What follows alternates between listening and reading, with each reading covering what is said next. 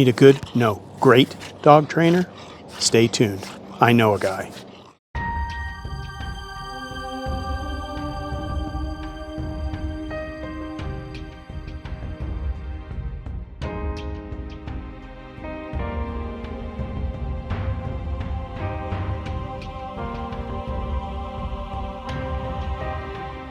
Welcome to another episode of Go To Gilbert. I'm Rob.hundley with Chaim Real Estate, your go-to Gilbert guy. I'm here today with Shawn Thompson from Top Dog. Welcome, Shawn. Thanks for having me. I appreciate it. Great. Thank you. Tell us a little bit about yourself. Gotcha. Well, we're a company that started and has been in the Valley, from existence. We've been around for about 18, 19 years. Started in Chandler, moved to the Gilbert area 3 or 4 years into the business, and we've been in this location for the remainder of the time. And we just recently opened up another location in Tempe, just down the road off of I-10 and Ray. Nice. How did you get into dog training? Yeah, so it started out as a passion and a hobby for myself. I've always been into dogs, and I've always been ultra competitive. And when I stopped playing collegiate sports, I got into the dog training world as a hobby, and I found that I could find a release for my competitive nature there, and so I started competing in different dog sports. The area where I mainly compete is a sport called Schutzen. It's small in the US but very big in Europe, and it's a triathlete kind of sport. The dogs do obedience, search and rescue, and protection. So they kind of work in all three phases. And after a while of doing the sport and having some success, I was able to make the world team a couple times. And from there, I had trainers and competitors that would ask me for assistance in training their dogs and giving them coaching points. And I thought, man, can quit my day job and do this for a living. And after having some success and seeing that there's an avenue, we realized that the market is much bigger to help pet owners. And so try to boil down what the pros know to be able to make it digestible for pet consumers, where we're not just talking jargon over their head. And after a year or two of trying to refine that process, we had success, and as they say, it kind of went from there, where we started mainly training pet owners. But we still do service dogs, protection dogs. 80% of our business is pet dog business, though. Okay, great. Well, I would imagine that connecting with a dog like that in that sort of triathlete arena, if you will, you really get an understanding of sort of the canine mind, how a dog thinks, how a dog reacts.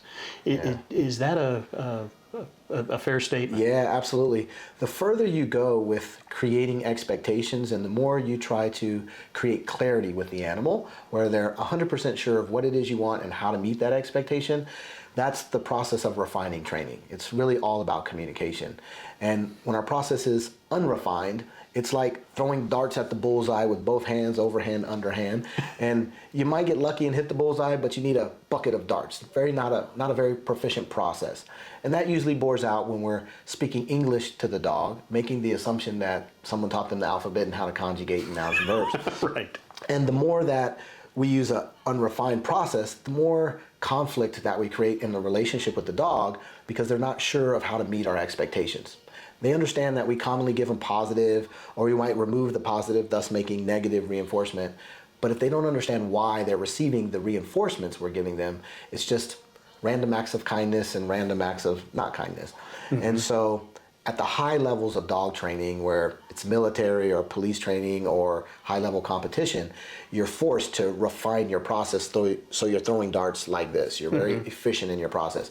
And fighting over those nuances is where the top training methodologies and practices are born out of. And that's what we use to be able to boil down to give to pet owners. So the pet dog meeting its expectation is no different than the top level competition or the police dog meeting their expectation. Police dog's not any smarter, it just has a different set of expectations it needs to understand to perform, and at a high level, so the process has to be refined. If the pet owner uses the same process, they'll get the same kind of results, and that's usually what we're lacking. Nice. So what should somebody who's looking for some training for their dog, what should they be looking for? Are there particular things that you can, tips, advice you can Absolutely. give us? One of the things I would say in looking for a dog trainer, there's lots of good dog trainers out there, but unfortunately, there's no bar test to become a dog trainer. So someone might not have practical or in-depth knowledge enough to solve the problem that they're confronted with. And sometimes you might get misguided or unintentional information. And so things I would say to look for is, experience. If they can explain to you some experience that they have relative to making dogs meet expectations. Usually competitors competing in a sport of some kind is very good. And also, it's never intuitive. No one grows up knowing how to be a dog trainer. It's learned knowledge, because it's intuitive to how to be a human, but not to be a species that's different, like a dog or a cat or something else. So another thing I would look for is, where did they get mentorship? Where did they learn how to hone in their craft? And if they have a good explanation, usually it'll pass the smell test and you have a good idea. And then also successes, references where they've had other clients that have had similar challenges, that they've had success. That's a really good sign for somebody that you can also help someone else. Great, great. You've got a great facility here in Gilbert, just off of Ray and a little bit east of Cooper. Tell us a little bit about that. How does that play into all of this? Sure, it's a really valuable tool. When I started, it was all out of my home and it was a one-man show pretty much.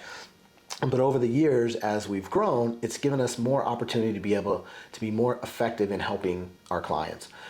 Having a facility like we do now, where we have 2 indoor training areas, 1 outdoor training area, one allows us to be able to train during the heat of the summer and be effective where the dog is comfortable.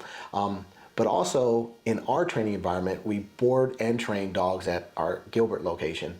And it allows us, if I have a client that has a socializing problem, I can have 3 other trainers assist me with bringing dogs in a controlled manner to help socialize. So we can make our training room, it's kind of like a Hollywood backdrop. We can make it as quiet and as calm as possible, and as intense and crazy and distractive. Usually our clients, they're always going to practice at home. So if we do their lessons at the house, it has a limited effect in that if they only learn to work there, the things they learn, dogs being associative learning animals, they learn in that association. Outside of that, they're at a loss. And so if our clients work in our environment here and they struggle through the process of getting them to work in a new environment, and then they practice at home, as they continue on, they're much more comprehensive in their approach to have their dog be successful, whether they're at home or out and about. Great, great.